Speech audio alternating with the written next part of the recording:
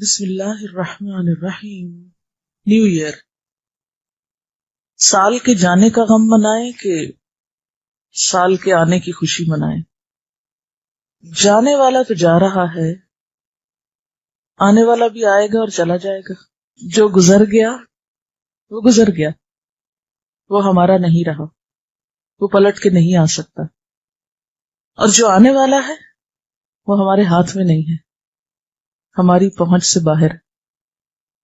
ہمارے پاس کیا ہے؟ الآن، آج نہیں، اب، یہ وقت جو اس وقت میں اور آپ گزار رہے ہیں، یہ ہے ہمارا۔ اور اس کی مدت کتنی ہے؟ ایک ایک لمحہ، ہر آنے والا لمحہ گزرتا جا رہا ہے اور ہاتھ سے پھسلتا جا رہا ہے اور نکلتا جا رہا ہے، جیسے برف پگھلتی جائے، جیسے برف قطرہ قطرہ بن کے ختم ہوتی چلی جاتی ہے۔ پہاڑوں کی چوٹیاں ڈھکی بھی ہوتی ہیں، لیکن جب وہ پگھلنے پہ آتی ہے تو بالکل ختم ہو کے رہ جاتی۔ چوٹیاں پھر اسی طرح خالی دکھائی دینے لگتی، اجڑ جاتی، وہ قطرہ قطرہ بن کے پگھل جاتا ہے۔ اسی طرح زندگی خواہ 100 سال کی ہو، وہ سال سال، مہینے مہینے اور دن دن کر کے گزر جاتی، اور ہر لمحہ گزرتا ہی جا رہا ہے۔ جو چیز ہاتھ سے چلی گئی، چاہے وہ کتنے ہی سال ہیں، وہ تو چلے گئے۔ وہ ایک ایسی جگہ چلے گئے جہاں سے ان کو کسی بھی قیمت پر واپس نہیں لایا جا سکتا۔ اس کے بارے میں اب صرف ہمارا ریکارڈ محفوظ ہے، ہم اسے لا نہیں سکتے، بالکل بے بس ہے، کچھ بھی نہیں کر سکتے۔ اس کا غم منانے کا بھی فائدہ نہیں، اس لیے کہ غم منانے میں بھی وقت لگ جائے گا، اور غم منایا ہوا وقت بھی پھر ہاتھ سے نکل جائے گا۔ اور آنے والا وقت تو بالکل غیر یقینی سی چیز ہے، اس کے بارے میں کوئی کچھ بھی نہیں کہہ سکتا۔ اس لیے جو چیز ہاتھ میں ہی نہیں، جو آپ کے پاس ہے ہی نہیں، وہ آپ کی اپنی کہاں سے؟ اور جو آپ کی اپنی نہیں، اس پہ خوشی کس بات کی؟ جس چیز کے آپ مالک ہی نہیں، جو رزق پر ہے، اللہ چاہے تو دے دے، نہ چاہے تو نہیں دے، اس پہ خوشی کس لیے منا رہے ہیں؟ اصل کرنے کا کام یہ ہے کہ ہم اپنے آج کو دیکھیں، اس وقت کو دیکھیں کہ یہ کس کام میں گزر رہا ہے۔ دنیا کی کوئی بھی چیز وقت جیسی نہیں، یا وقت کسی دوسری چیز سے کمپیئر نہیں کیا جا سکتا۔ بڑی سے بڑی دولت آپ سنبھال سکتے ہیں، سونا چاندی، روپیہ پیسہ، ہیرے جواہرات، لاک کر دیجئے، روک لیجئے، آپ کے ہاتھ میں ہے، آپ ان کے مالک ہیں، چاہیں رکھیں چاہے لٹائیں، جو چاہیں کریں، آپ کا اس پہ بس چلتا ہے۔ لیکن وقت ہیرے جواہرات سے زیادہ قیمتی، اس پہ آپ کا بس نہیں چلتا، یہ آپ کے ہاتھ میں نہیں ہے، یہ آپ کے اختیار میں نہیں ہے، اس کو آپ روک نہیں سکتے، اس کو آپ خرید نہیں سکتے، اس کو آپ بیچ نہیں سکتے۔ اس کے ساتھ تو بس ایک ہی چیز ہو سکتی ہے، اور وہ کیا؟ کہ اس کو بہتر سے بہترین میں استعمال کیا جائے۔ کامیاب وہی ہے جو اس کو اچھی طرح استعمال کرنا جانے، اس کو اچھی طرح استعمال کرنا جانے۔ جس نے استعمال کر لیا، وقت اس کا ہو گیا۔ یہ پاس کرنے کی چیز نہیں، کیونکہ وہ تو خود ہی پاس ہوتا چلا جاتا ہے، پاسٹ بنتا جاتا ہے۔ یہ کاٹنے کی چیز نہیں، وہ تو خود ہی کٹتا چلا جاتا ہے، آپ کے پاس رکتا ہی کہاں ہے، تو کٹ کٹ کے گرتا جاتا ہے، تو بہتا جا رہا ہے۔ تو صرف استعمال کرنے کی چیز، اور پھر یہ کہ کون اسے سب سے بہتر اور سب سے اہم کاموں میں استعمال کرتا ہے۔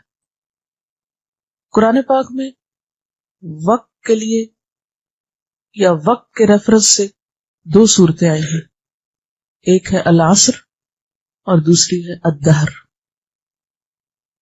عصر کا معنی ہے وقت اور دہر کا معنی ہے زمانہ. عصر یعنی وقت کی اللہ تعالی نے قسم کھائی ہے، والعصر قسم ہے زمانے کی یعنی وقت کی. ان الانسان لفی خسر، بلا شبہ، بے شک، یقینی طور پر انسان خسارے میں ہے.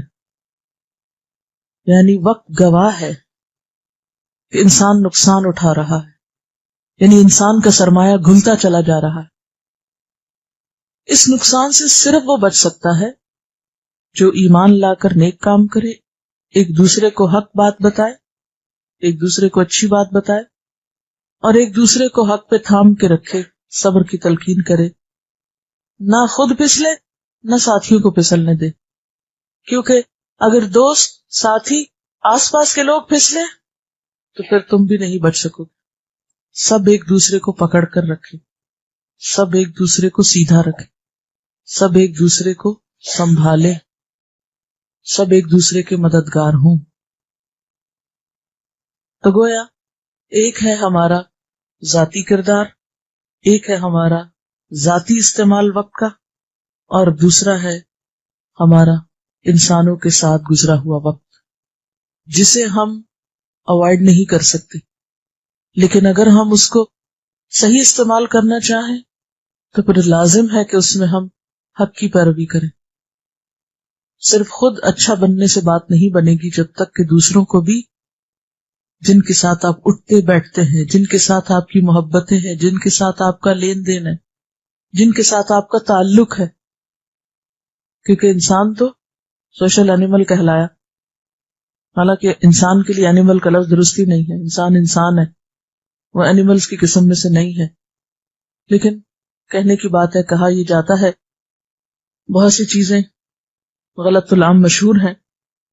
بہرحال انسان خسارے میں ہے. انسان تنہا نہیں رہ سکتا. انسان کو انسانوں کے ساتھ لازماً تعلقات رکھنے پڑتے ہیں، اور انسان کا ایک بڑا وقت انسانوں کے ساتھ گزرتا ہے. اس وقت میں خسارے سے بچنے کے لیے کیا ضروری ہے پھر؟ کہ ہم اس وقت میں دوسروں کو بھی حق پر چلانے کی کوشش کریں، ان کو بھی حق پر قائم رکھیں، ان کو بھی سیدھا کرتے رہیں، ان کو بھی احساس زیاں دلاتے رہیں، ان کو بھی نقصان کا یا زیاں کا احساس دلاتے رہیں، اور جب وہ پھسلنے لگے تو ان کے ساتھ پھسلنے کی بجائے انہیں تھام لیں. شیخ ابو الفتح ابو غدہ کہتے ہیں، خسران اور محرومی ان لوگوں کے لیے ہے جنہوں نے وقت کی قدر نہ کی اور ساری فرصت عمر برباد کر دی. یعنی عمر میں جو فراغت تھی یا فرصت تھی ضائع کر دی. عمر انسانی کے لمحات دیکھتے ہی دیکھتے گزر جاتے ہیں اور انسان خالی ہاتھ رہ جاتا ہے. حضرت ابن عباس سے روایت ہے، نبی صلی اللہ علیہ وسلم نے فرمایا، دو نعمتیں ایسی ہیں کہ جن سے لوگ کما حق فائدہ نہیں اٹھاتے، یعنی جیسے اٹھانا چاہیے، اور وہ ہے صحت اور فرصت. یعنی صحت کے بارے میں بھی لوگ غلط فہمی کا شکار رہتے ہیں کہ شاید ہم ہمیشہ ایسے ہی رہیں گے، اور اسی طرح فرصت کے اوقات بھی اس طرح گزارتے ہیں گویا کوئی اور مشغولیت یا اور کوئی مشکل آنے والی ہی نہیں. حضرت ابن مسعود رضی اللہ تعالیٰ عنہ سے روایت ہے کہ نبی صلی اللہ علیہ وسلم نے فرمایا، ابن آدم کے دونوں قدم اس کے رب کے پاس سے ہٹیں گے نہیں جب تک کہ اس سے 5 چیزوں کے بارے میں پوچھ نہ لیا جائے. نمبر 1، اس نے اپنی عمر کہاں صرف کی، کوئی دوسرے لفظوں میں اپنا وقت کیسے استعمال کیا، کن کاموں میں لگایا، کیونکہ عمر کس چیز کا نام، وقت کا نام یا وقت گزارنے کا نام ہے. دوسرے، اپنی جوانی کس کام میں خرچ کی، جو عمر کا بہترین حصہ ہے، جس میں انسان کی ساری صلاحیتیں بہترین طریقے پہ کام کرتی ہیں. تیسرے، اس نے مال کہاں سے کمایا. چوتھے، کس کام میں لگایا. پانچویں، کتنا عمل کیا اپنے علم میں سے، یعنی جو سیکھا اس پر عمل کیا کیا. حضرت ابو بکر صدیق دعا کیا کرتے تھے، اے اللہ ہمیں کہیں اندھیرے میں نہ رہنے دے یعنی کسی معاملے میں ہم کسی غلط فہمی کا شکار نہ ہو، ہماری کج فہمیوں پر ہمیں نہ پکڑنا، اور ہمیں وقت سے بے پرواہی والا نہ بنانا، یعنی وقت کی کیئر کرنے والا، پرواہ کرنے والا بنانا۔ حضرت عمر فاروق کہا کرتے تھے، اے اللہ میرے لیے اوقات میں برکت فرما، یعنی میرے وقت میں برکت پیدا کر دے کہ میں تھوڑے وقت میں زیادہ کام کر سکوں۔ اور کس طرح ان کی دعا قبول ہوئی، اور انہیں صحیح مصرف میں لانے کی توفیق دے، یعنی میرے اوقات اور لمحات کو درست کاموں میں استعمال کرنے کی توفیق دے۔ اوقات کو درست کس طریقے پر استعمال کیا جا سکتا ہے، اس کے بارے میں جنید بغدادی کہتے ہیں کہ تم ہر لمحے یہ دیکھتے رہو کہ اللہ سے کتنے قریب ہوئے، شیطان سے کتنے دور ہوئے، جنت سے کتنے قریب ہوئے، اور دوزخ سے کتنے دور ہوئے۔ یعنی یہ ایک پیمانہ انہوں نے دیا اپنے وقت کے استعمال کو جانچنے کا کہ واقعی تم بہترین کام میں استعمال کر رہے ہو یا نہیں۔ جو بھی کام تم کر رہے ہو، جو بھی وقت تم گزار رہے ہو، وہ تمہیں کس کے قریب کر رہا ہے؟ اللہ تعالیٰ کے قریب یا شیطان کے قریب، جنت کے قریب یا دوزخ کے قریب؟ ابن الجوزی رحمۃ اللہ علیہ فرماتے ہیں، عمر کی سانسوں میں سے ہر سانس ایک جوہر ہے۔ جوہر کا معنی معلوم ہے نا آپ کو؟ جول، جس کا معاوضہ کوئی چیز نہیں ہو سکتی۔ ہیرے جواہرات میں سے آپ قیمتی سے قیمتی کو دیکھیں، اس کا کوئی نہ کوئی ایک خاص معاوضہ ہوتا ہے، یعنی اس کا ایک خاص معاوضہ ہوتا ہے، لیکن ایک سانس پوری دنیا بھی دے کر آپ لینا چاہیں ایکسٹرا، یا ایک لمحہ جو پوری دنیا کی قیمت سے بھی خریدنا چاہیں تو وہ نہیں آپ کو مل سکتا۔ لیکن ہم اتنی قیمتی دولت کو کس طرح لٹاتے چلے جاتے ہیں کہ اسے بہترین میں استعمال نہیں کرتے۔ عامر بن قیس ایک تابعی تھے، ان سے ایک شخص نے کہا، آؤ بیٹھ کر باتیں کریں، آؤ بیٹھ کر کچھ گپ شپ لگائیں، کوئی باتیں کریں۔ انہوں نے جواب دیا، تو پھر ذرا سورج کو بھی ٹھہرا لو کہ وہ آگے نہ جائے، تو پھر ہم بیٹھ کے باتیں کرتے رہتے۔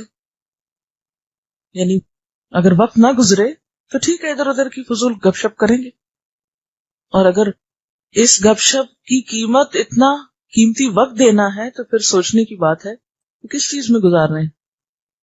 اس کا یہ مطلب نہیں کہ بات کرنے ہی منع اور خاموش رہے انسان، اس کا مطلب یہ ہے کہ انسان بیکار کی باتوں میں اور ایسے موضوعات پر گفتگو نہ کرے کہ جس سے کچھ حاصل نہیں۔ ابن جریر طبری ہر روز 14 ورقے لکھتے تھے، یعنی 14 ورقہ 2 پیج کا ہوتا ہے۔ انہوں نے اپنی عمر عزیز کا ایک لمحہ بھی فائدے کے بغیر نہیں گزارا، ہر وقت کچھ نہ کچھ مفید کام کرتے تھے۔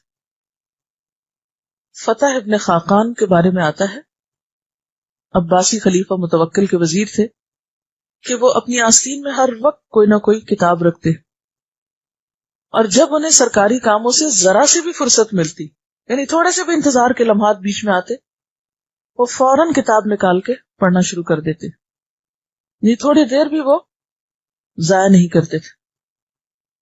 البیرونی کے شوق کا عالم یہ تھا کہ حالت مرض میں مرنے سے چند منٹ پہلے ایک فقیہ جو ان کی مزاج پرسی کرنے آئے تھے، ان سے علم الفرائض یعنی وراثت کا مسئلہ پوچھ رہے تھے۔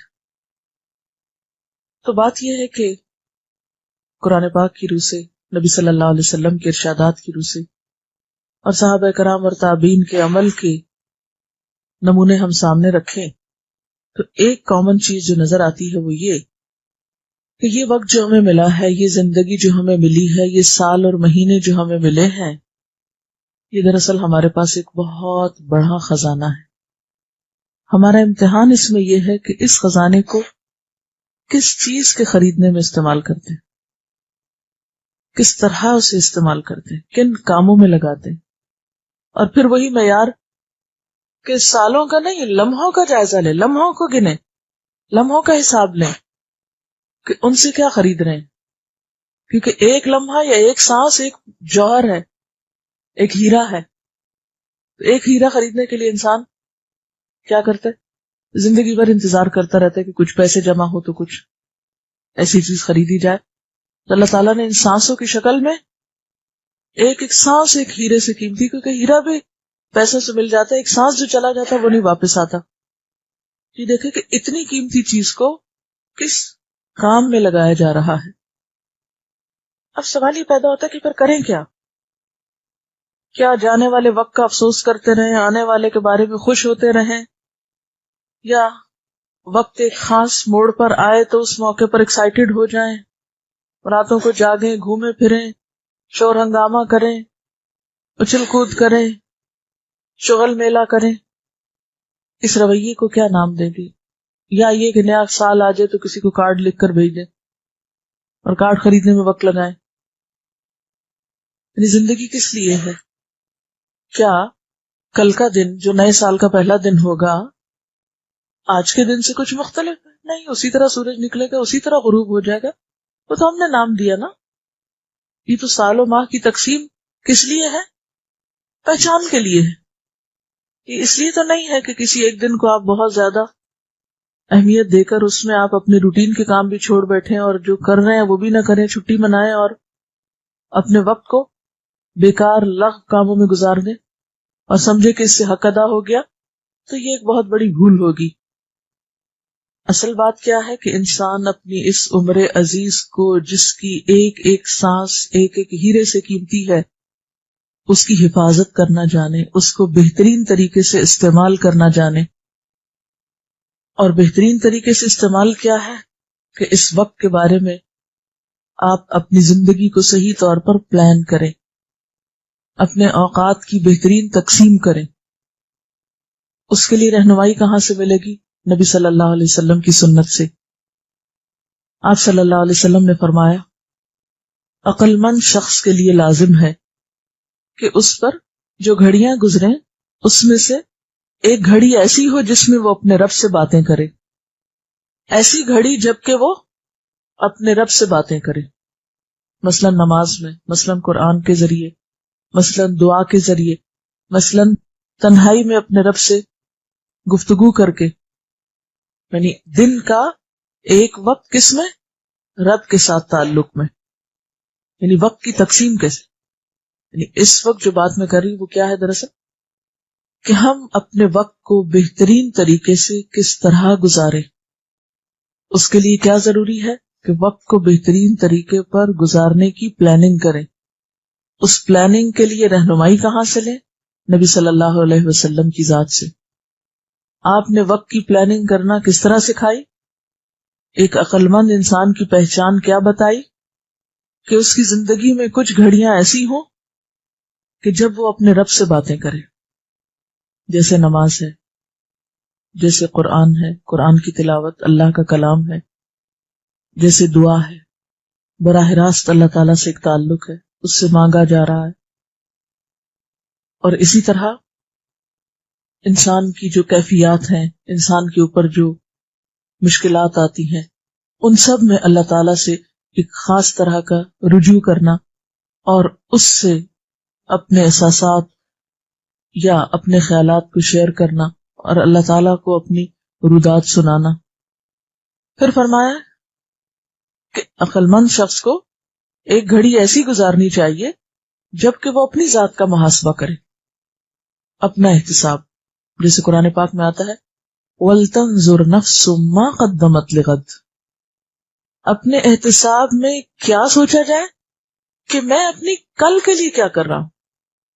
آج کے لیے تم بہت کچھ کر رہے ہیں، کل سے مراد یہاں آخرت. یعنی احتساب میں یا احتساب نفس میں نمبر 1 سوال کہ اپنی کل کے لیے کیا کر رہا ہوں، اپنی آخرت کے سنوارنے کے لیے کیا کر رہا ہوں. کیونکہ دنیا کیا ہے؟ آخرت کی کھیتی ہے. جو یہاں کریں گے وہ کل کاٹنا پڑے گا. کیونکہ بہت سے لوگ بڑے بڑے کارنامے کرتے رہتے ہیں اور وہ سمجھتے ہیں، مطمئن ہوتے ہیں کہ بہت اچھا کر رہے ہیں، لیکن قرآن میں ان کے بارے میں کیا فرمایا گیا؟ قُلْ هَلْ نُنَبِّئُكُمْ بِالْأَخْسَرِينَ أَعْمَالًا الَّذِينَ ضَلَّ سَعْيُهُمْ فِي الْحَيَاةِ الدُّنْيَا وَهُمْ يَحْسَبُونَ أَنَّهُمْ يُحْسِنُونَ صُنْعًا. کیا ہم بتائیں تم کو کہ اعمال کے اعتبار سے سب سے زیادہ خسارے میں کون ہے؟ وہ لوگ کہ جن کی ساری کوششیں دنیا کی زندگی میں گم ہو کے رہ گئی. وہ سب کچھ صرف آج کے لیے کرتے ہیں، کل کو بھولے ہوئے ہیں. اور اس کے ساتھ یہ مشکل کہ وہم یحسبون، وہ یہ سمجھتے ہیں انہم یحسنون صنعا، کہ وہ بہت اچھے کام کر رہے ہیں. تو اپنی ذات کے محاسبے میں نمبر 1 کل کے لیے کیا کر رہے ہیں، نمبر 2 میرے فرائض کون کون سے ہیں اور کیا میں نے ان کو ادا کیا. اپنی عبادات کا محاسبہ کریں کہ کیا وہ سٹینڈرڈ کی ہیں، کوالٹی کی ہیں.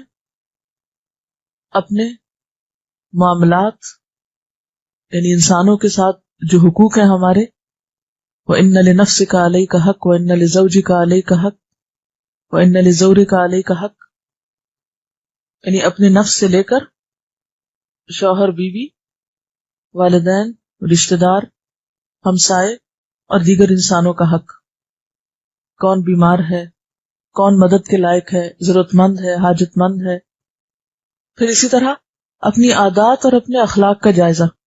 احتساب نفس میں اور کیا چیز، اپنی زبان کو دیکھے، زبان کی جو خرابیاں ہوتی ہیں ان کے بارے میں احتساب اور جائزہ کہ کیا میں نے جھوٹ چھوڑ دیا، کیا میں نے چغل خوری چھوڑی، غیبت چھوڑی، طعنہ زنی چھوڑی، فضول لغویات میں وقت گزارنا چھوڑا. پھر اسی طرح اپنے مال کے بارے میں سوچے، مال کہاں سے آ رہا ہے، کس چیز پہ لگ رہا ہے، کہیں اسراف تو نہیں ہو رہا، کہیں فضول خرچی تو نہیں ہو رہی. یعنی جو کچھ بھی ہمیں ملا ہے اپنی ذات کے محاسبے میں، نہیں، ہر وہ چیز جو ہماری ذات سے متعلق ہے، چاہے وہ انسان ہے، چاہے وہ ہمارے پاس جو بھی چیزیں ہیں، یا پھر ہمارے اخلاق اور عادات ہیں، ان سب چیزوں کا محاسبہ. پھر فرمائے کہ ایک ایسی گھڑی جب کہ وہ خدا کی تخلیق میں غور کر رہا ہو، یعنی کائنات میں غور و فکر، اس کے لیے بھی وقت نکالنا چاہیے. اس کے لیے خواہ تھوڑا سفر کرنا پڑے، خواہ تھوڑا کمرے سے باہر نکل کر آسمان اور زمین کو غور سے دیکھا جائے، یا کوئی کتابیں ایسی پڑھی جائیں، یا کسی میوزیم میں یا کسی لیبارٹری میں یا کہیں بھی ایسی جگہ جہاں اللہ تعالیٰ کی تخلیق پر غور و فکر ہو سکتا ہو، تو زندگی میں اس کے لیے بھی وقت نکالا جائے. کیونکہ کائنات میں غور و فکر کے ذریعے انسان جتنا اللہ کے قریب پہنچتا ہے اتنا شاید ہی کسی اور چیز سے پہنچتا ہو. اور یہ اللہ کی پہچان ہی کا ایک ذریعہ ہے. خالق کو اس کی تخلیق کے ذریعے پہچانا جاتا ہے. اور ایسی گھڑی جب کہ وہ کھانے پینے کی ضرورتوں کے لیے وقت نکالے، یعنی اپنے آپ کو بھی فراموش نہ کرے، اپنی ضروریات کو پورا کرے آسان طریقے سے. اتنا سونا کہ جس سے کام میں بہتری آئے، سستی اور کاہلی نہیں. اتنا کھانا کہ جس سے طاقت آئے، نشاط آئے، سستی نہیں. اسی طرح نہانا دھونا، پرسنل ہائیجین، ان سب چیزوں کو عبادت سمجھ کے کرے. اور ان کاموں کے کرنے کے بعد اگر پھر بھی وقت بچ جائے، یہ ساری ذمہ داریاں پوری ہو جائیں اور آپ سمجھیں کہ آپ فارغ ہو رہے ہیں، تو اسلام میں فراغت کا کانسیپٹ کیا ہے؟ وَإِذَا فَرَغْتَ فَانْصَبْ وَإِلَىٰ رَبِّكَ فَارْغَب. ہمارے دین میں فراغت نام کی کوئی چیز نہیں کہ اب میں فارغ ہوں. مومن فارغ نہیں ہوتا کبھی بھی. فارغ ہونے کا دوسرا مطلب کیا ہے؟ وقت ضائع کرنا، وقت کا بے جا استعمال. اگر ایسا وقت ہو کہ جس میں آپ ایکٹیولی کوئی کام نہ کر پا رہے ہوں، تو اس صورت میں بھی آپ کیا کر سکتے ہیں؟ ذکر الہی کر سکتے ہیں. آپ کا اپنا کام ختم ہو گیا، آپ کسی اور کی مدد کر سکتے ہیں. آپ کے اپنے ٹارگٹ اچیو ہو گئے، آپ کے اپنے ایمز میں آپ کامیاب ہو گئے، تو اب آپ کیا کریں؟ دوسروں کی طرف نظر ڈالیں. اگرچہ روٹین میں آپ دوسروں کی مدد کرتے بھی ہیں، لیکن اس سے زیادہ پہ چلے جائیں. اپنے رب کی عبادت میں اور کثرت کریں. فَإِذَا فَرَغْتَ فَانْصَبْ، پھر سے تھکائیں خود کو. وَإِلَىٰ رَبِّكَ فَارْغَب، اپنے رب کی طرف رغبت کریں، اس کی طرف رجوع کریں. عموماً جب ہمارے پاس کوئی کام نہیں ہوتا تو ہم بور ہونے لگتے ہیں. پھر ہم اپنے لیے اوٹ پٹانگ مشغلے ڈھونڈتے ہیں، جس سے نہ اپنی ذات کو کوئی فائدہ ہوتا ہے، نہ انسانوں کو کوئی فائدہ ہوتا ہے. بیکار کے کام کرنے لگتے ہیں. تو زندگی کم تر درجے کے کام کرنے کے لیے نہیں، ہیرے جواہرات سے آپ یا ہیرے جواہرات کے بدلے میں آپ بیکار سنگریزے اور پتھر نہیں لیتے، وہ نہیں خریدتے. کبھی آپ ایسا نہیں کریں گے کہ سونا دے کر مٹی خریدیں. تو وقت تو سونے سے بھی قیمتی، اس کو لگائیں ایسے کاموں میں جس کا نہ دنیا میں کوئی فائدہ ہو نہ آخرت میں کوئی فائدہ ہو.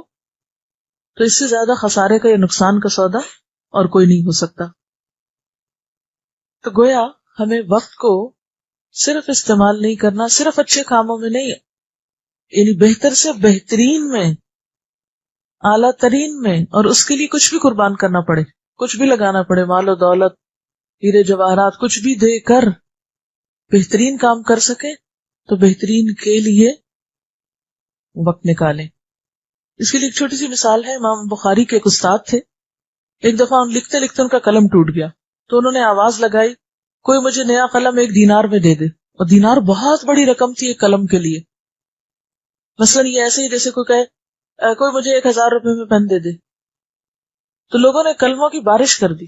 ہر ایک تجارت کا موقع ہاتھ آیا تو انہوں نے فوراً لیا بہترین قلم اسی وقت، تاکہ ان کے وقت کا ایک لمحہ ضائع نہ ہو، کیونکہ ان کے نزدیک 1 دینار کی کوئی قیمت نہ تھی اس وقت کے مقابلے میں جسے وہ استعمال کرنا چاہتے. بعض اوقات ہمارا حال کیا ہوتا ہے، سستی چیزیں خریدنے کے لیے سارا دن بازاروں میں خالی کر کے وقت ضائع کرتے.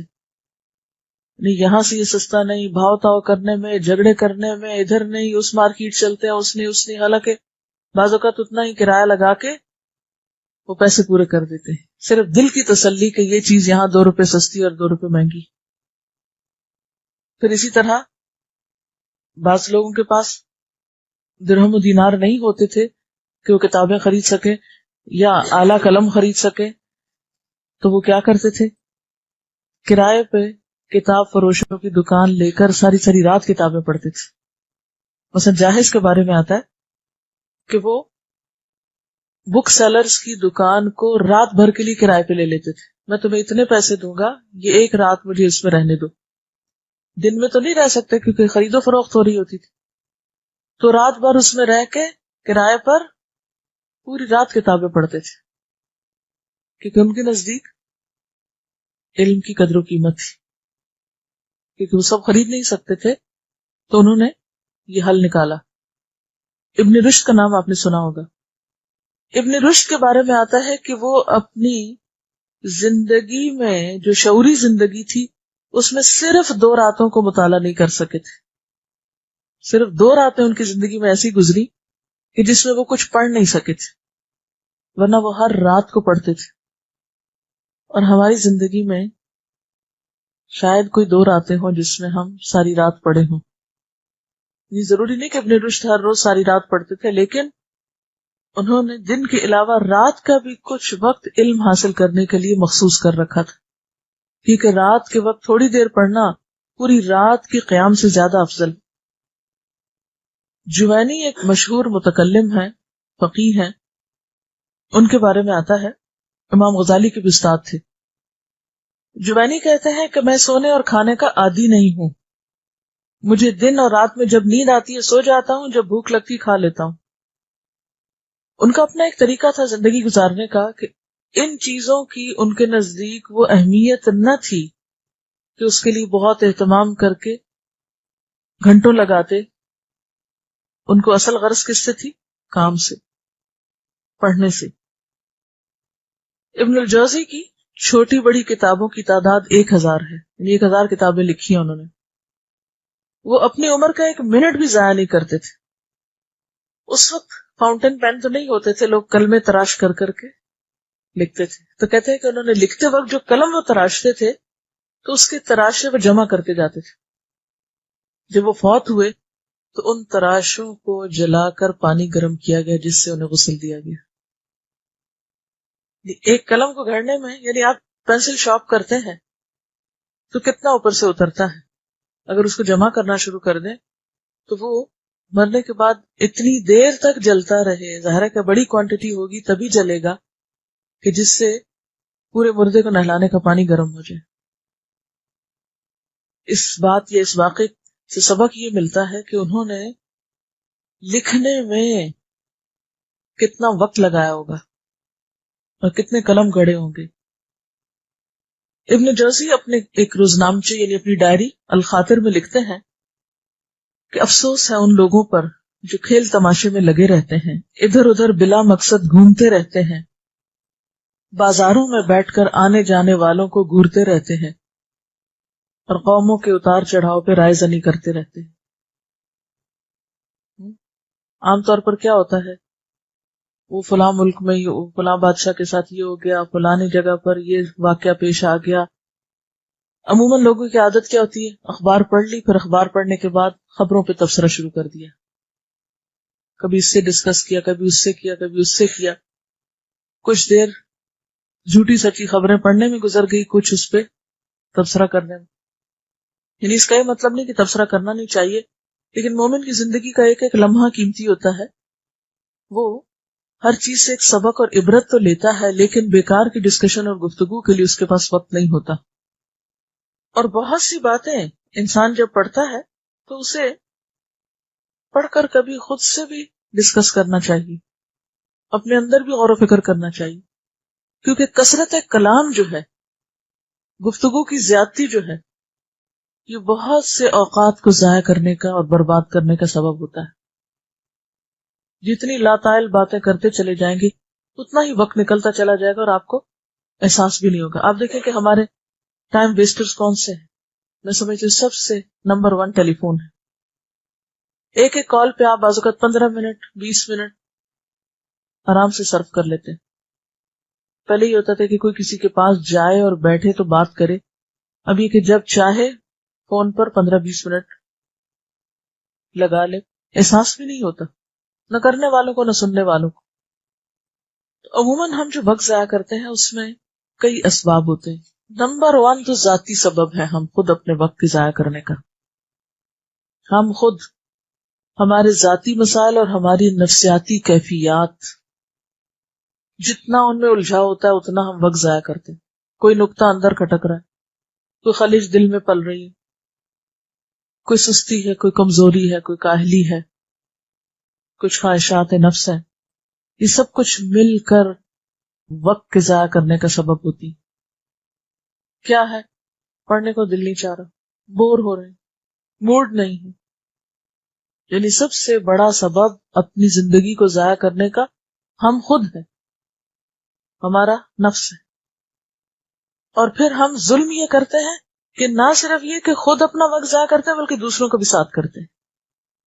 مثلا کوئی نقطہ ہمارے ذہن میں اٹک گیا، کوئی جذباتی کیفیت ہم پہ گزر گئی، کوئی رونے کی بات ہے، خود کیسے روئیں ساتھ کسی کو جب تک نہ رلائیں. ہنسنے کی بات، ٹھیک ہے، ہر چیز کا ایک وقت ہوتا ہے، یہ زندگی کا حصہ ہے. یہ نہیں کہا گیا ہمیں کہ نہ ہنسو نہ رو، نہیں. اگر اس وقت ہمارا ہنسنے کو جی چاہ رہا ہے تو پھر ہماری کوشش یہ ہوگی کہ صاحب اپنا کام چھوڑ دیں اور ہمارے ساتھ ہنسے، یا ہم اپنا کام بھی چھوڑ دیں. اگر ہمارا اس وقت رونے کا موڈ ہے تو پھر ہم دوسروں کو بھی کام چھوڑا کے ان کا وقت ضائع کریں گے، یا پھر یہ کہ اپنے فرائض کو چھوڑ کے بیٹھ کے صرف روتے رہیں گے. کام کرنے والا رکھا ہوا ہے اور ہم رو رہے ہیں کیونکہ اس وقت رونا آ رہا ہے. اپنے نفس پہ قابو ہی نہیں ہے، سیلف کنٹرول ہی نہیں ہے، اپنے جذبات کی کوئی لگام ہی نہیں ہے. اپنے آپ کو جب تک خود ہم سیدھا نہیں کرتے، جب تک اپنے اوپر خود قابو نہیں پاتے، کوئی ہم کو سکھا نہیں سکتا، کوئی ہم کو سمجھا نہیں سکتا، کوئی ہم کو بچا نہیں سکتا. سب سے بڑے دشمن ہم نمبر 1 اپنے آپ کے خود ہیں. اچھا، بعض اوقات ہمیں ہر وقت نئے نئے تجربے کرنے کا، نئے نئے ایکسپیرینس کرنے کا، نئی نئی چیزیں بیکار کی جاننے کا بہت شوق ہوتا ہے. یعنی کوئی ایک کام نہیں زندگی میں لگ کے کریں گے، کبھی یہ کر لیا کبھی وہ کر لیا. اچھا وہ کیا کر رہا ہے، اپنے کام سے کوئی غرض نہیں. اچھا یہ کیا کر رہا ہے، وہ کیا کر رہا ہے، وہ کیا کر رہا ہے. دوسروں کے اوپر تجسس، اپنی عقل استعمال ہی نہیں کی، دوسروں کے کام میں دخل اندازی. راہ جاتے دوسروں کو کام چھڑا کے ان کو ڈسٹرب کر کے پھر یعنی نہ اپنے وقت کی قدر ہے نہ کسی اور کے وقت کی قدر ہے. پھر اسی طرح پاپولیرٹی کا بڑا شوق ہوتا ہے بعض اوقات ہمیں کہ ہم سب میں ہر دل عزیز ہو جائیں، مقبول ہو جائیں، سب ہمیں چاہیں. اس کے لیے الٹی سیدھی حرکتیں کریں گی. پھر اسی طرح پرفیکشنسٹ کہلانے کا شوق ہوتا ہے. اب اس شوق کی وجہ سے بعض اوقات ہم ایسی چیزوں پر زیادہ ٹائم لگانے لگتے ہیں، یہ زیادہ محنت کرنے لگتے ہیں کہ جن کے بغیر بھی کام چل سکتا ہے. ٹھیک ہے، کام کو درست کرنا چاہیے، اس میں پریسیجن ہونی چاہیے، اس کا حق ادا کرنا چاہیے، لیکن بعض اوقات ہم اس میں بھی حد اعتدال سے بڑھنے لگتے ہیں، جس کے نتیجے میں کوئی کام پھر ہمارا مکمل ہو ہی نہیں پاتا. ہم اس کی وجہ سے اور بہت سے اہم کاموں کو بھول جاتے ہیں. پھر ہر کام اپنی مرضی سے کرنا، اپنے طریقے پہ کرنا، اپنی صلاحیت اور قابلیت کا لوہا منوانا. مثلا ہم عورتوں کو عادت ہوتی نہیں یہ سروٹس کیا برتن دھوئیں گے، جیسے برتن میں دھوتی ہوں ویسا تو کوئی دھوتا ہی نہیں. جو صفائی مجھے آتی ہے وہ تو زمانے میں کسی کو نہیں آتی. ہر عورت یہی سمجھتی. تو اپنے آپ کو انڈسپینسیبل سمجھنا کہ میں نہ ہوئی تو کام ہوگا ہی نہیں، یا میرے بغیر تو کچھ ہو ہی نہیں سکتا، یا مجھ سے اچھا تو کوئی کر ہی نہیں سکتا. اور اس شوق میں، یعنی خود کو منوانے کے شوق میں، پھر بہت سے کام بیکار کے اپنے ذمہ لے لینا، یا اپنی صلاحیتوں کو کم درجے کے کاموں اور چیزوں میں ضائع کرتے رہنا. پھر اسی طرح سستی، ٹال مٹول، چیزوں کو ڈیلے کرنے کی عادت. اچھا پھر کبھی کر لیں گے، کوئی ضروری آج ہی کریں، پھر ہو جائے گا، اچھا کل کر لیں گے. تو کسی بزرگ نے کہا تھا کہ داناؤں کے رجسٹر میں کل کا لفظ نہیں ملتا، وہ اپنا سب کام آج ہی کرتے ہیں. عقل مندی اس لفظ کو قبول نہیں کرتی، یہ خیالی پلاؤ پکانے والوں کا سہارا ہے. اچھا پھر کر لیں گے. پھر اسی طرح کاموں کو ادھورا چھوڑ دینا. اچھا بعض کام جب ہم ادھورے چھوڑتے ہیں تو پھر دوبارہ کہاں سے کرنے پڑتے ہیں؟ شروع سے کرنے پڑتے ہیں، اس میں بھی وقت ضائع ہوتا ہے.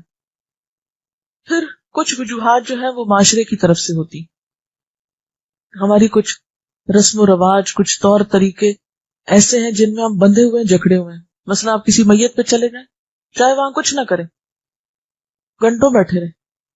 کسی شادی پہ چلے جائیں، انتظار کرتے رہیں، ابھی بارات آئے گی، ابھی فلاں آئے گا، فلاں آئے گا، پھر کھانا لگے گا، پھر کھانا کھایا جائے گا، پھر کھانا کھا کے جو گپ شپ شروع ہوتی ہے اس میں تو رات ختم ہو جائے، لیکن ہمارے شوق کی کوئی انتہا نہیں ہوتی. تو ہمارا جو معاشرتی سیٹ اپ ہے یا طریقہ کار ہے وہ ایک بہت بڑا سبب ہے اوقات کو ضائع کرنے کا، کیونکہ ہمارے معاشرے میں عمومی طور پر وقت کی کوئی قدر و قیمت نہیں ہے، نہ اپنے کی نہ کسی اور کی. اب مثلا شادیوں میں کیا ہوتا ہے، بیٹھے ہیں آپ گھنٹوں انتظار میں، معلوم نہیں کس کے، ہاتھ پہ ہاتھ دھرے بیٹھے ہیں بیٹھے ہیں بیٹھے ہیں. کچھ لوگ تو بےچارے صرف چپ کر کے بیٹھے ہی ہوتے ہیں اور کچھ بھی نہیں کرتے، ذکر بھی نہیں کرتے. ان پر تو اور ترس آتا ہے، کاش انہیں پتا ہوتا کہ ایک ایک لمحہ جو یہ گزار رہے ہیں یہ ان کو خسارے ہی کی طرف لے جا رہا ہے. یہ کون سی دولت ضائع کر رہے ہیں جو کبھی واپس نہیں آئے گی. پڑھنا لکھنا یا کوئی اور مفید کام کرنا کہ کسی کو کوئی اچھی بات بتانا، یہ تو بہت دور کی بات ہے. تو یہ جو انتظار کے لمبے طویل اوقات ہیں، چاہے وہ بس سٹاپ پر ہو، چاہے وہ گھر میں کسی کا ہو رہا ہو، یا کسی بھی جگہ پر، انتظار کا وقت گزارنا یا انتظار کے لمحات استعمال کرنا ہمیں بالکل نہیں آتا. تو جو شخص اپنے مختلف چیزوں میں، کیونکہ اب ہم سارا سیٹ اپ تو نہیں بدل سکتے، کیسے آپ معاشرے کو ایک اوور نائٹ چینج لا سکتے ہیں اس میں، تو وہ تو نہیں تبدیل ہو رہا، تو آپ کو خود ہی تبدیل ہونا ہے. آپ کو اب سوچنا ہے کہ آپ اپنے ان اوقات کو کس طرح استعمال کریں. پھر وہی چیک رکھیں اپنے اوپر کہ یہ لمحہ مجھے کس کے قریب کر رہا ہے، جنت کے کتنے قریب کر رہا ہے. جب آپ کو کام کر ہی نہیں رہے تو جنت تو بڑا ہی مہنگا سودا ہے. الا ان سلعۃ اللہ غالیہ، جنت تو مہنگا سودا ہے، سب سے مہنگی چیز ہے جنت، جس چیز کا کوئی تصور کر سکے، اور وہ وقت کے اچھے استعمال سے ہی خرید سکتے ہیں آپ. اب یہاں اس بحث میں جانے کی ضرورت نہیں کہ وہ تو اللہ کی رحمت سے ملے گی، پھر ہم دوسری طرف نکل جاتے ہیں. چونکہ اللہ کی رحمت سے ملے گی اس لیے وقت کو جیسے چاہیں استعمال کر لیں، اس کو جیسے چاہیں ضائع کر دیں. تو یہ جو ہمارے معاشرتی طور طریقے ہیں، انہی معاشرے کے موجودہ سیٹ اپ کے اندر رہتے ہوئے اس کو بہتر سے بہتر بنانا، اس کے لیے ہم تھوڑا سا سوچ لیتے ہیں، آپس میں ڈسکس کر لیتے ہیں کہ ہم مثلاً کیا کچھ کر سکتے ہیں. فرصت کے لمحات اور اوقات کہاں کہاں ہمیں ملتے ہیں اور ان کو ہم کس کس طرح بہترین سے بہترین طور پر استعمال کر سکتے ہیں. ہمارے ہاں عموماً یہ رواج ہو گیا کہ چاہتے ہوئے اور نہ چاہتے ہوئے شادیوں کے موقع پر اتنی بھیڑ اکٹھی کر لی جاتی ہے، اور صرف یہ سوچ سوچ کر کہ فلاں کیا کہے گا اگر اس کو نہیں بلایا، فلاں کیا کہے گا، فلاں کیا کہے گا، حالانکہ دیکھا جائے تو لوگ نہ جا کر راضی ہیں نہ گھر رہ کے راضی ہیں۔ یہ ایک قابل فخر بات سمجھی جاتی کہ ہماری شادی میں فلاں فلاں نے شرکت کی یا اتنے زیادہ لوگ آئے، تو پاپولیرٹی کا شوق ہے نا، خود نمائی کا شوق ہے، تو کچھ پڑھنے کا رکھ لیں، کچھ ایسے لوگوں کو ملے، وہاں ہو سکتا ہے کچھ لوگ ایسے ہوں جن سے آپ بہت عرصے سے ملے نہ ہوں، کوئی ضروری کام ہو، کچھ اچھی چیزیں ان کو بتا سکتے ہیں، ڈسکس کر سکتے ہیں، کسی بیمار کا حال پوچھ سکتے ہیں، خود اپنے کرنے کا، اور اگر کوئی بھی چیز آپ سمجھتے نہیں کر سکتے تو ایٹ لیسٹ ذکر تو کر ہی سکتے ہیں، جس کے لیے آپ کو کسی سے کچھ لینے دینے کی ضرورت نہیں۔ سب سے پہلا کام تو آپ یہ کریں کہ اپنی پرائرٹیز مقرر کریں۔ اگر آپ وقت بچانا چاہتے ہیں اور بہترین استعمال کرنا چاہتے ہیں تو اپنی پرائرٹیز کی لسٹ بنائیں۔ یہ آپ کا ہوم ورک بھی ہے کہ کون سے وہ کام ہیں جو آپ کو ہر صورت کرنے ہی کرنے ہیں اور کرنے چاہیے، ان کو لکھ لیں، کیونکہ ان میں سے کسی بھی کام کی بھول آپ کو دنیا اور آخرت کے نقصان سے دوچار کر سکتی۔ وہ کون سی چیزیں ہیں جو آپ کے اوپر فرض کے درجے میں ہیں، جو آپ کے اوپر ایک ذمہ داری کی شکل میں، اور ان کی پھر کچھ ڈیٹیلز بھی لکھ لیں، آئندہ کی پلاننگ اور اپنے پروجیکٹس۔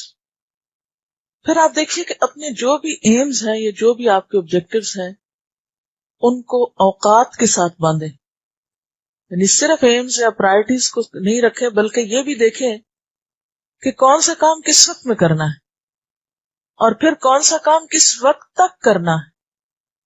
یہ بھی بے حد ضروری، یعنی دو طرح سے، ایک تو وہی جو پہلے تقسیم میں نے آپ کو بتائی جو نبی صلی اللہ علیہ وسلم نے ہمیں دی کہ ایک وقت عبادت کے لیے، ایک وقت کائنات میں غور و فکر کے لیے، ایک وقت کھانے پینے کے لیے، وغیرہ وغیرہ۔ تو اسی طرح آپ کیا کریں کہ جو بھی آپ کے مثلاً عبادت کے اوقات ہیں یا آپ کے دیگر کاموں کے، تو اپنے کچھ ٹائم ٹیبلز بنائیں۔ یعنی ٹائم ٹیبل کا تصور کیا ہے؟ صرف اسکول کالج کے لیے، طالب علم کے لیے ہوتا ہے ٹائم ٹیبل، حالانکہ ہر انسان کو ایک ٹائم ٹیبل بنانے کی ضرورت ہے۔ ترجیحات مقرر کریں، اپنا ڈیلی کا ایک ٹائم ٹیبل بنائیں، صبح کیا کرنا ہے، دوپہر کیا کرنا ہے، شام کیا کرنا ہے، سونے سے پہلے کیا کچھ پورا کرنا ہے۔ پھر اسی طرح ویکلی بنائیں کہ ویکنڈز پہ آپ کو کیا کرنا ہے۔ پھر اسی طرح منتھلی ایک ٹائم ٹیبل بنائیں کہ ایک مہینے کے اندر آپ کو کیا کیا نیکی کے کام کر لینے چاہیے۔ مثلا اتنی کتابیں میں پڑھ لوں گی، اتنے لوگوں کو میں وزٹ کروں گی، اپنے رشتہ داروں میں سے اتنوں کو فون کروں گی، اتنوں کو خط لکھوں گی، وغیرہ وغیرہ، جو بھی آپ سمجھتے ہیں آپ کے لیے کنوینئنٹ ہے۔ پھر اسی طرح اپنی سالانہ پلاننگ بھی کریں، مثلا اپنے ایک کورس کی پلاننگ کریں۔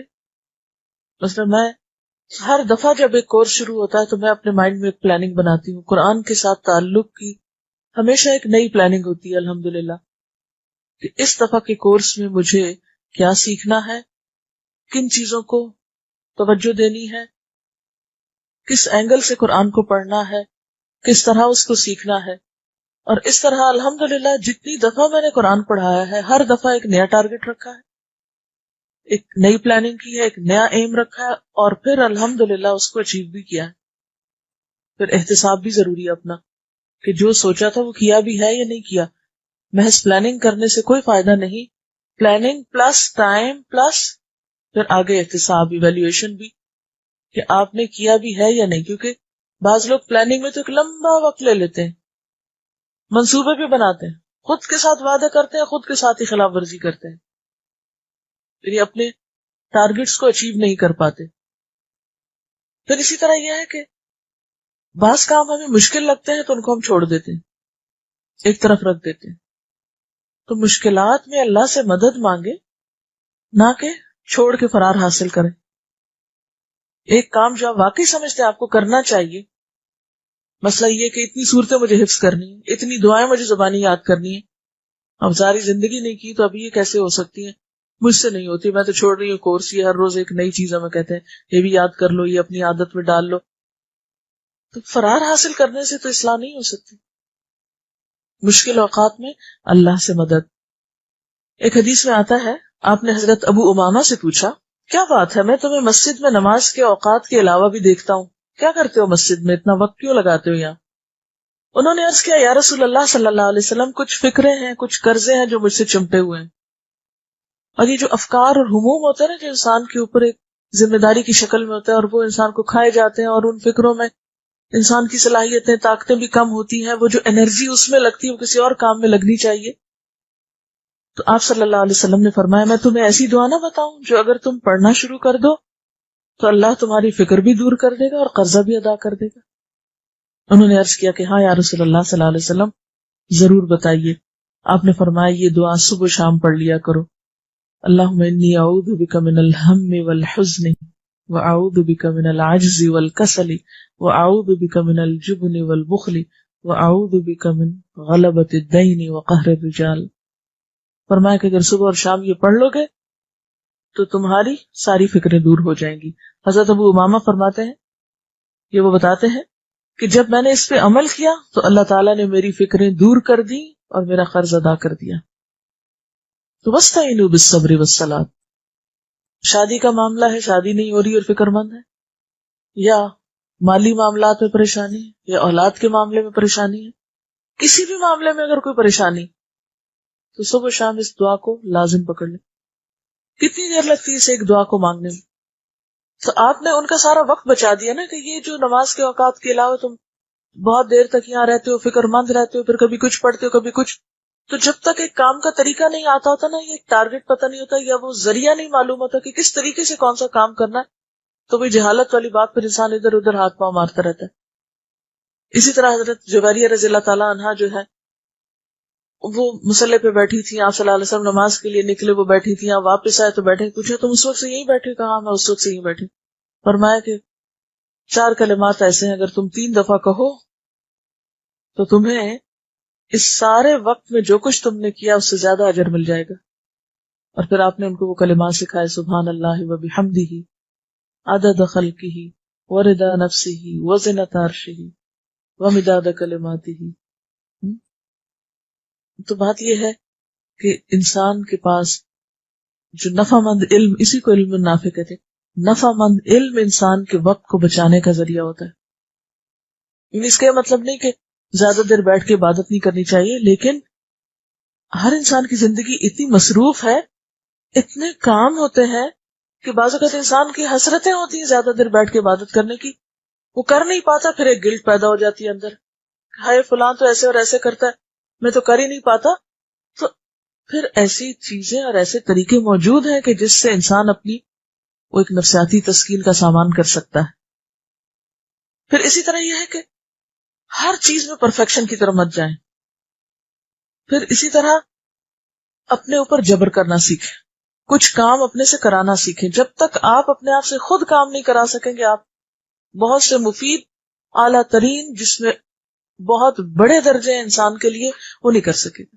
لیکن اگر آپ اعلیٰ درجوں کے طلبگار ہیں تو کچھ کام اپنے آپ کو کرانے ہی پڑیں گے, اور اس پر کروا لیجئے کہ نہیں اے نفس یہ تو کرنا ہی کرنا ہے, بھاگ کے کہاں جانا ہے, یہ نہیں چھوڑ سکتے, یہ تمہیں یہی کرنا ہے. کڑوا گھونٹ بھریں اس پر, اپنے آپ کو تیار کریں, اپنے مائنڈ کو, اپنی سوچ کو, اپنے ذہن کو, اپنی پوری شخصیت کو اس طرف موڑیں. اسی طرح کچھ لوگ کرتے کچھ نہیں لیکن مصروف بہت نظر آتے ہیں, اس عادت کو چھوڑ دیجیے. لک بزی ڈو نتھنگ. اہم ترین چیز یہ ہے کہ اپنی عبادات ہوں یا معاملات ہوں یا تعلقات ہوں, ان سب میں اعتدال لائیے. جب اعتدال لائیں گے بہت سا وقت بچ جائے گا. جب ہم لمبی نمازیں شروع کر دیتے ہیں, ہر وقت لمبی لمبی باتیں شروع کر دیتے ہیں, تو لازماً دوسرے کام متاثر ہوتے ہیں. دوسری بات یہ کہ جو کام کر رہے ہیں اس میں پوری یکسوئی اختیار کریں. ہمارا بہت سا وقت کیوں ضائع ہوتا ہے؟ جب ہم کلاس میں بیٹھے ہم ادھر ادھر ہل جل رہے ہیں, کچھ اور کر رہے ہیں, وہ لیسن سمجھ نہیں آیا, وقت ضائع ہو گیا نا. جب ہم نے توجہ ہی نہیں کی, سنا ہی نہیں پورا, سمجھا ہی نہیں پورا, وقت ضائع ہو گیا. جب گھر گئے تو پھر لے کے بیٹھے ہیں, وہ اب کیا کریں, وہ سمجھ نہیں آیا تھا, پھر سمجھنے کی کوشش کر رہے ہیں, پھر اس وقت نہیں سمجھ میں آیا, وہ بھی دیر لگی. کیونکہ اگر آپ نے پہلے مرحلے پر کام ٹھیک کیا ہوتا تو اگلا مرحلہ بھی آپ کے لیے آسان ہوتا. تو جس وقت جو کام کرنا چاہیے اس میں آپ کنسنٹریشن سے، توجہ سے، یکسوئی سے کام لیں. جس کام میں یکسوئی نہیں ہوتی اس میں بہت وقت ضائع ہوتا ہے. مثلاً آپ ایک لائن لکھ رہے ہیں، ادھر کوئی آ کے آپ کو سلام کر رہا ہے، دوسری لکھنی شروع ہوئی تو ادھر ٹیلی فون کی گھنٹی بج گئی، تیسری لکھنی شروع کی ادھر کو بچہ رو پڑا، چوتھی لکھنی کیا کام کریں گے آپ؟ تو جن لوگوں کے پاس یکسوئی نہیں ہوتی وہ سمجھے کہ ان کا وقت ضائع ہوتا ہے اور وہ اپنے آپ کو ضائع کر رہے ہیں.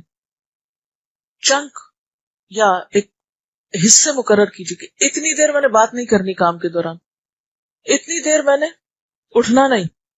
میں جو پیچ ڈی کر رہی تھی کہ بلیو می بعض اوقات میں 8 گھنٹے ایک سیٹ پہ بیٹھی ہوں، بغیر مبالغے کے 8 گھنٹے بیٹھی ہوں آ کے کتابوں میں، اور جب اٹھی ہوں تو کئی گھنٹے گزر چکے تھے. کیوں؟ اس لیے کہ جب آپ ریسرچ کرتے ہیں نا تو اس میں یہ نہیں ہوتا 2 لائن ادھر سے پڑھ لی 2 ادھر سے پڑھ لی، پڑھتے یہ بالکل ایسے جیسے آپ جتنی گہرائی میں جاتے ہیں اتنے ہی پہ جوہر لاتے ہیں.